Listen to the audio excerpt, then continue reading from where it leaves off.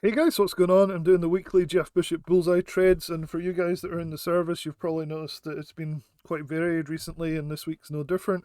It's definitely a very strange trade, quite different from the usual ones, and so I was going to talk about that a little bit, and then also the fact that I'm preferring Nate Bear. So if you guys don't know who Nate Bear is, if you go to my website and find the Nate Bear review, you can basically see how well he's doing. We can look at it now. This is the basically the Bullseye Trades review. And so what I've done with Bullseye Trades is try to keep a track record of all of his trades. And I've done interviews with Jeff over the years. I've always enjoyed his trades, but recently it's been a little bit tougher. So I've been a little bit lax in keeping up with the track record type thing. And it used to be a lot better. You see, look at these big green streaks of big wins. Recently they've tended to go sideways, which is kind of what this week's did. So I'm not overly impressed, and I've kind of stopped taking them. So instead, I've started taking Nate Bear stuff, and this is him right here. So you'll find the links to his stuff on the Bullseye Trades review article. And you can go and watch the video sales letter that basically interviews him about how he went from 37,000 to 2.7 million in just 4 years, which is not a claim that Jeff Bishop's ever made. He really has been very quiet about his own trading record, that Jeff Bishop, whereas Nate has been very open about the fact that he turned 37,000 into 2.7 million, and it's something that you have to kind of ask yourself why. Like if you really had done this, why wouldn't you be shouting it from the the rooftops like Nate has? Which makes me think that perhaps Nate has traded more successfully than Jeff Bishop. I might be wrong, but that gives me the impression this might be something that really is Nate Bear's accomplishment compared to Jeff Bishop. Now, Jeff Bishop might just be more private and not want to advertise these huge percentage gains over years, but I suspect there's a reason that Nate Bear is able to give these numbers rather than not. So anyway, so check out my article. It's in the description below.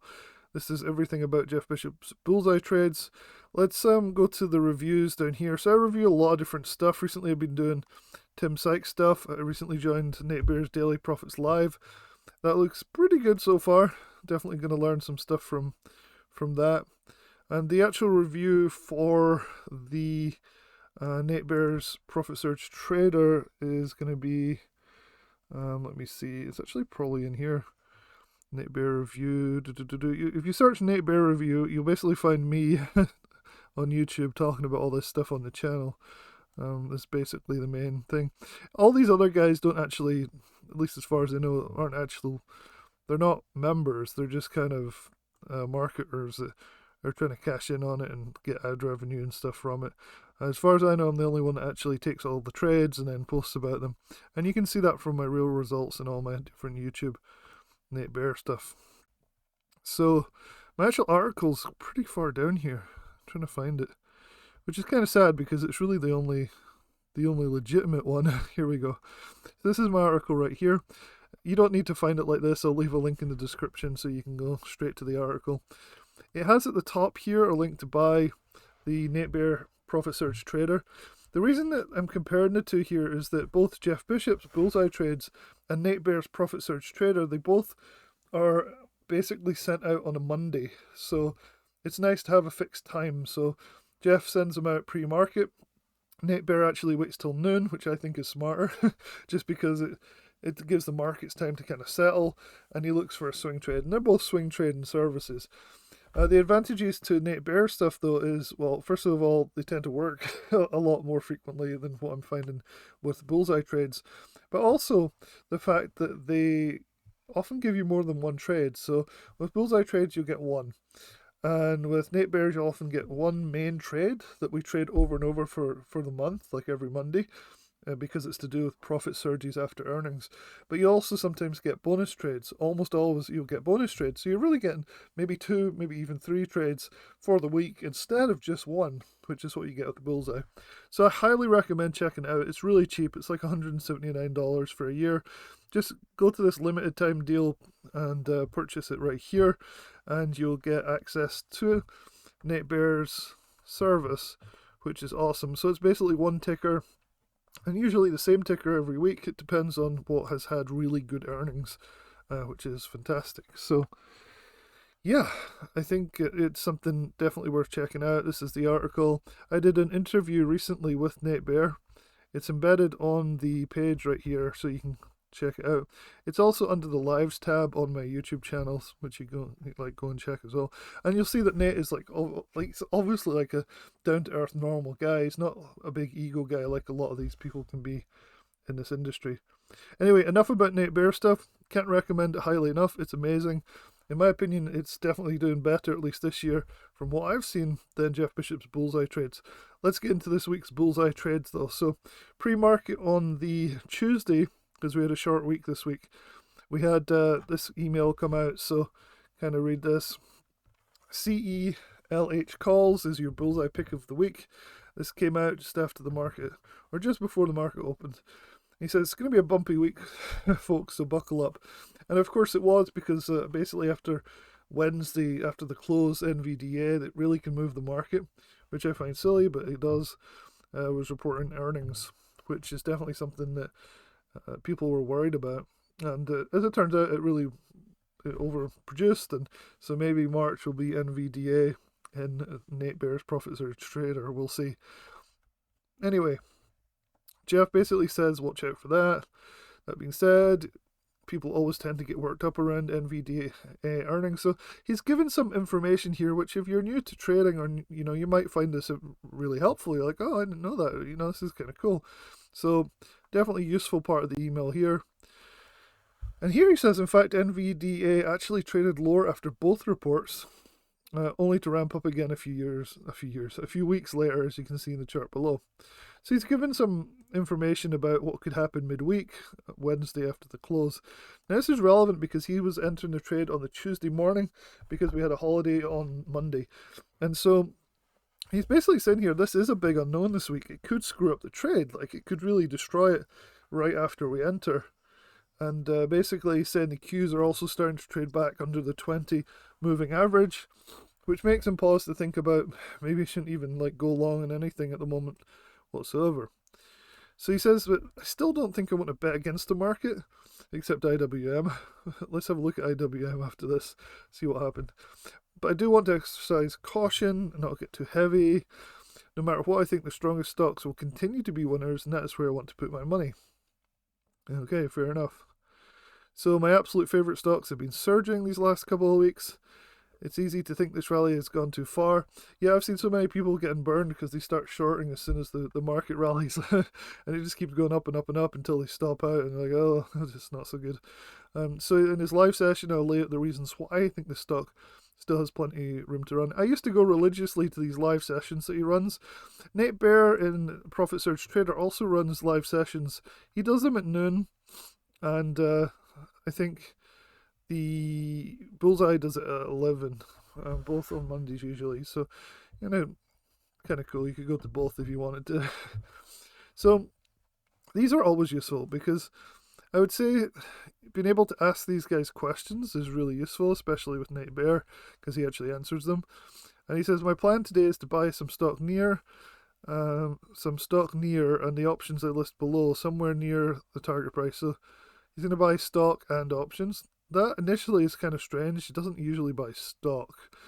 So this is an odd week, like I said at the start. It's definitely a little bit odd. So remember, it's impossible to predict where option prices will actually open or trade at when the market closes.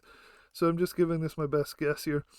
This line right here is in feedback to people saying, well, you're always given stuff that's already gapping up. So he's saying you should buy it near 250 and it opens at like 350. And so hopefully that feedback is he's trying to get more of an accurate estimate so that people just don't miss the trade, right? That's been a big issue amongst a lot of the people that I know that are in my Discord and things that we talk about Bullseye trades about. So he's saying, keep in mind that CELH has earnings on March 7th. Well, March 7th is only 2 weeks away, so it's not far. This is a stock that I actually planned to hold a partial position into earnings, realizing that it could be a total zero or a big winner. I was always taught never to ever do that. Obviously, he is fine if it goes to zero, and I think if you're in this and you took this trade this week, you got to be very careful here, because you don't want to lose your position. At least, who knows what will happen. As you said, like everybody was freaked out about NVDA, and it actually worked out really well. So I'd also like to add to this position if CELH, and we're going to look at the trade in the chart in a minute, but if CELH trades slightly lower in the next day or two, I think it'll rebound. As long as it stays above 61, which is my stop loss on this trade, if it gets stopped out, it'll definitely come back to the trade at some point prior to the earnings date. So he definitely wants to play this through earnings, which is interesting. So he wants to trim if it gets above 70. That's his price target down here. You can see price target 1 is $70.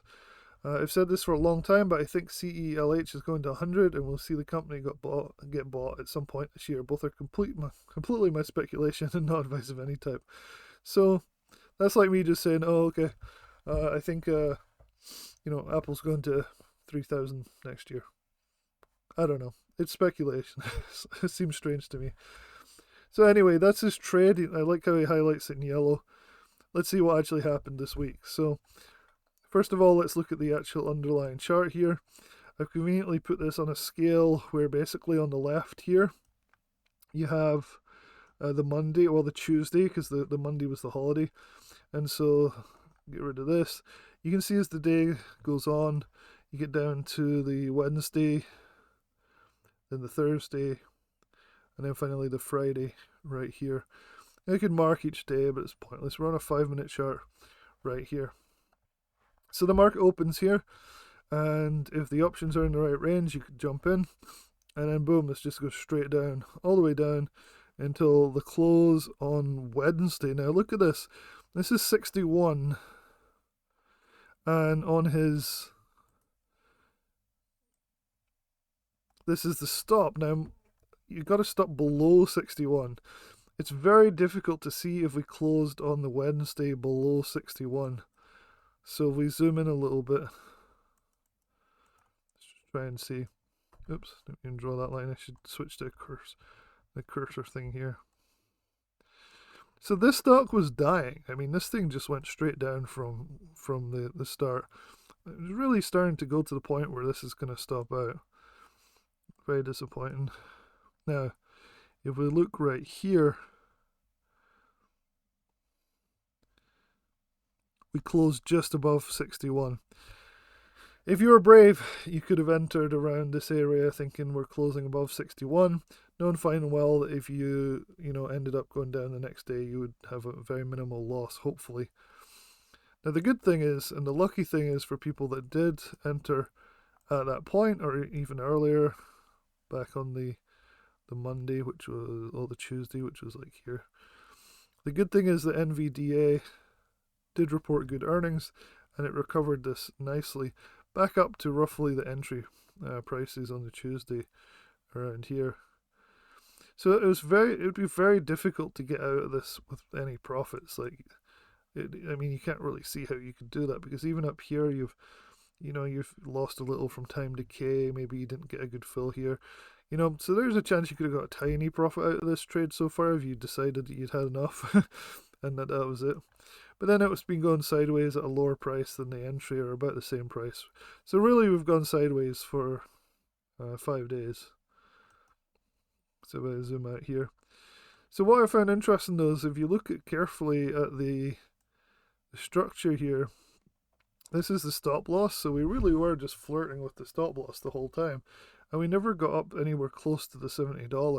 Not even halfway there. I mean, maybe halfway. But we did almost stop out. And I suspect if NVDA hadn't been reporting earnings, or had reported bad earnings, this would have just tanked down. I can't say for sure, nobody can, but I think this would have been a pretty nasty losing trade as it was. People probably escaped this, or are still in it, like Jeff is suggesting, which is to hold through earnings. So he's saying he's just going to hold it into next week, which is interesting. And so if you look at the comments, it's pretty nice. There's more comments than usual here. And so he's just saying like, hey Jeff, CELH is going sideways. Will you roll over to next week. And he's like, yes, I plan to hold into next week.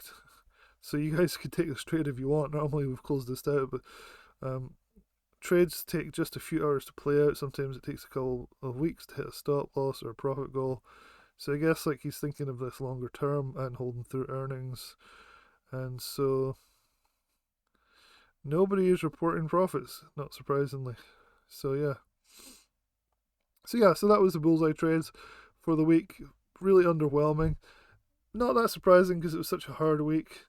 But when you compare it to other services like NetBear's Profit Surge Trader, we closed out several winners pretty quickly this week on that service, and I'm trying to put in all the similar like stuff that I've been doing, but with like screenshots of the profits and things like that, and videos and everything to try and show everybody what's going on with that. But like we did Amazon overnight and got 45%.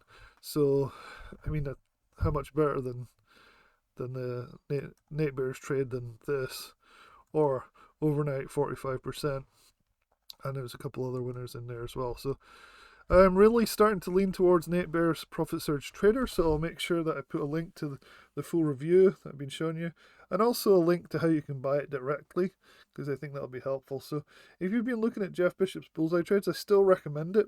I just think you'll have more. I think you can do with both, right? If you buy both, I think that's the best combination. But I really do think that most people will get more value in this market from NetBear's Profit Surge Trader than they will from Jeff Bishop's Bullseye trade. It might not always be the case. That's why I recommend kind of both. 2 years ago, Jeff Bishop's Bullseye trades was red hot and it was amazing. It was like just winner after winner every week. This last year, so it's been a lot weaker. So having both, learning from both different styles, different techniques. The techniques that NetBear uses is completely different from Jeff Bishop. So definitely check them both out. Anyway, hopefully you found that helpful, and I'll talk to you guys soon.